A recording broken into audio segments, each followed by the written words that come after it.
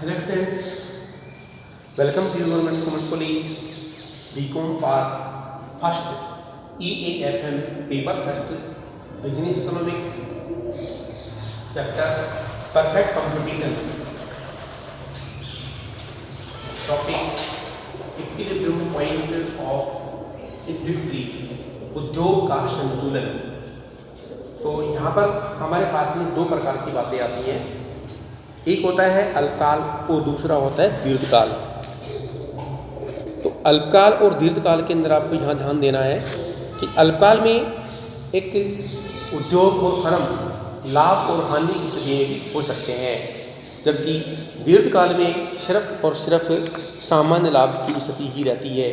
क्योंकि दीर्घकाल में इतना अधिक हमारे पास में इतना अधिक समय होता है कि हम अपनी आवश्यकता के अनुसार उत्पादन की मात्रा को निर्धारित करने के लिए, उसकी लागत को कम करने के लिए हम चाहें तो स्थिर साधनों में परिवर्तन कर सकते हैं। स्थिर साधनों में परिवर्तन करने का तात्पर्य क्या है कि हम अपनी आवश्यकता के अनुसार भूमि, भवन, श्रम, पूंजी इन सभी की व्यवस्था कर सकते हैं, अर्थात न्यू पोजीशन पे हम इसको इस्टेब्लिशमेंट भी कर सकते हैं। तो अल्पकाल में हमारे पास में इतना अधिक समय होता है कि हम चाहें तो उत्पादन को अपनी इच्छा अनुसार चेंज भी कर सकते हैं, हम पूरे बिजनेस को भी चेंज कर सकते हैं दीर्घकाल में। जबकि अल्पकाल में हमारे पास में इतना सा टाइम होता है कि हम सिर्फ कार्य के घंटों को चेंज करके ही अपनी लागत को कम करने और उत्पादन की मात्रा को बढ़ाने का प्रयास कर सकते हैं। इसलिए सबसे बड़ी बात हमारे लिए दीर्घकाल में होती है, जो केवल नॉर्मल प्रॉफिट को शो करता है, जबकि और उससे भी ज़्यादा बड़ी बात हमारे लिए अल्पकाल की इसलिए होती है कि अल्पकाल में हम हमारे बिजनेस को इस प्रकार से सेट करते हैं कि उसको बंद ना करना पड़े। यदि बंद करना पड़ जाए तो फिर हम क्या करेंगे? इसलिए बेटर यही होता है कि हम अल्पकाल में अपने उत्पादन को हानि वहन करते हुए भी उसको जारी कर सकते हैं।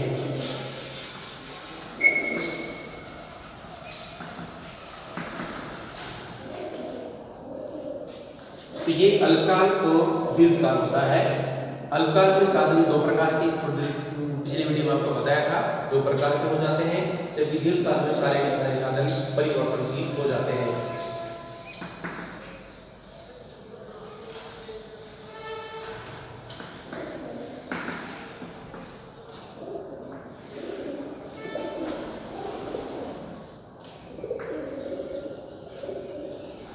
तो यहाँ पर आपके सामने जो बताया जा रहा है वो ये है, ये एक उद्योग है और ये एक फर्म है। और फर्म जो होती है वो सामान्य लाभ, असामान्य लाभ और असामान्य हानि की स्थिति में हो सकती है। इसमें कुछ फर्में सामान्य लाभ की पोजीशन में हो सकती हैं, कुछ फर्में असामान्य लाभ की पोजीशन में हो सकती हैं और कुछ फर्में असामान्य हानि की पोजीशन में हो सकती हैं।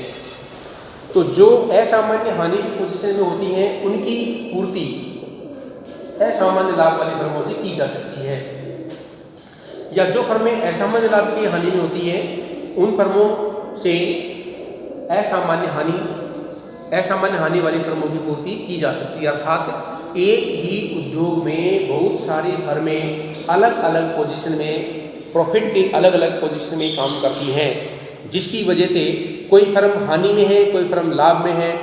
तो अगर तीनों का एवरेज निकाला जाए, तीनों के एवरेज निकालने पर हमारे पास में यह सामान्य लाभ की पोजीशन के आसपास आ जाता है। इसलिए फर्म चाहे हानि में हो या लाभ में हो, लेकिन उद्योग जो होता है वह सामान्यतः सामान्य लाभ की पोजीशन में ही रहता है, सामान्यतः अल्पकाल में हो या दीर्घकाल में। लेकिन यदि इतनी ज़्यादा आर्थिक मंदी आ जाती है कि उसको सहन करना मुश्किल हो जाए, तो कभी कभी पूरा इंडस्ट्री भी हानि की पोजीशन में आ सकता है। जैसे अभी हमारे कोरोना काल चल रहा है, इस कोरोना काल के बीच में हमारा उत्पादन बंद कर दिया गया है, हमारी फैक्ट्री को बंद कर दिया गया है, हमारे श्रमिकों को निकाल दिया गया है, हमारे पूरे स्टाफ को अस्त व्यस्त कर दिया गया है इस कोरोना काल में। तो यदि ऐसी पोजीशन आ जाए तो पूरा उद्योग ही बर्बाद हो सकता है। तो ऐसे में तो कौन क्या कर सकता है। तो बात ये आती है कि सामान्य पोजीशन हो, सामान्य पोजीशन होने के अंदर उद्योग सामान्यतः सामान्य लाभ की स्थिति में होता है। अब एक फर्म लाभ की स्थिति में है, दूसरी हानि की स्थिति में है और तीसरी सामान्य लाभ की स्थिति में, तीनों का एवरेज निकाला जाएगा। तो तीनों का एवरेज निकालने के बाद में उद्योग हमारा यहाँ पर सामान्य स्थिति में आ सकता है। और उद्योग में जो कीमत का निर्धारण करते हैं, कीमत का निर्धारण कैसे करते हैं, वो सप्लाई और डिमांड दोनों आपस में जहाँ क्रॉस करती हैं, मांग और पूर्ति जहाँ पर दोनों एक दूसरे को काटती हैं, वहीं पर हमारी कीमत का निर्धारण करते हैं और उसी कीमत को यहाँ पर स्वीकार करते हैं। कौन स्वीकार करते हैं, ये फर्म तीनों स्वीकार कर रहे हैं, AC1, AC2, AC3, E1, E2, E3 तीनों स्वीकार करते हैं और उसी कीमत के ऊपर वस्तु को सेल आउट करते हैं। तो ये हमारी पोजीशन बताता है कि अल्पकाल में किसी उद्योग और फर्म की स्थिति एक इस प्रकार से हो सकती है। लेकिन यदि दीर्घकाल में चले तो दीर्घकाल में हमारे पास में और पोजीशन आ जाती है, वो बिल्कुल सिंपल बन जाती है और वो पोजीशन हमारे पास में ये होती है। दीर्घकाल में हमारे पास में इस पोजीशन में काम किया जाता है। दीर्घकाल में इतना टाइम होता है कि फर्म अपनी इच्छा के अनुसार जैसे मांग होगी वैसे पूर्ति करने के लिए, जैसे हमारी लागत बढ़ती है वैसे उस लागत को कम करने के लिए और साधनों को इस्टेब्लिशमेंट कर सकती है। तो हमारे सभी साधन, स्थायी साधन और परिवर्तनशील पहले परिवर्तन होते हैं। स्थायी साधनों में जैसे भूमि, भवन, श्रम, पूंजी सभी को एक साथ इसके अंदर लगाया जा सकता है, चेंज किया जा सकता है, हटाया जा सकता है, टेक्नोलॉजी को भी चेंज किया जा सकता है। दीर्घकाल में एक सारी की सारी फर्में पूर्णतया सामान्य लाभ की पोजीशन में भी होती हैं और यदि सारी फर्में सामान्य लाभ की पोजीशन में होंगी तो हमारा ये उद्योग जो होता है, ये उद्योग भी पूर्णतः सामान्य लाभ की पोजीशन में इस प्रकार से आएगा। जैसे यहाँ पर AR=MR है, AR=MR को MC रेखा नीति से अगर काटती है और AC रेखा भी AR=MR में होता है तो यहाँ पर हमारा इक्विलिब्रियम पॉइंट E डिसाइड हो जाता है। इसलिए दीर्घकाल में फर्म और उद्योग दोनों का डायग्राम एक समान बनता है। यहाँ पर फर्म का डायग्राम बना लीजिए या उद्योग का डायग्राम बना लीजिए, दोनों एक समान ही बनता है। क्यों बनता है एक समान, क्योंकि यहाँ पर सभी के पास में साधनों को परिवर्तनशील करने की क्षमता बन जाती है और परिवर्तनशील करने की क्षमता बनने की वजह से ये सारा जो पोजीशन होती है वो सामान्य लाभ को ही दर्शाती है। तो ये क्वेश्चन आपको पूर्ण रूप से ध्यान रख करके या 10 नंबर के टॉपिक में आ सकता है, तो आप इसको अच्छी तरह से तैयार करें। बहुत बहुत धन्यवाद।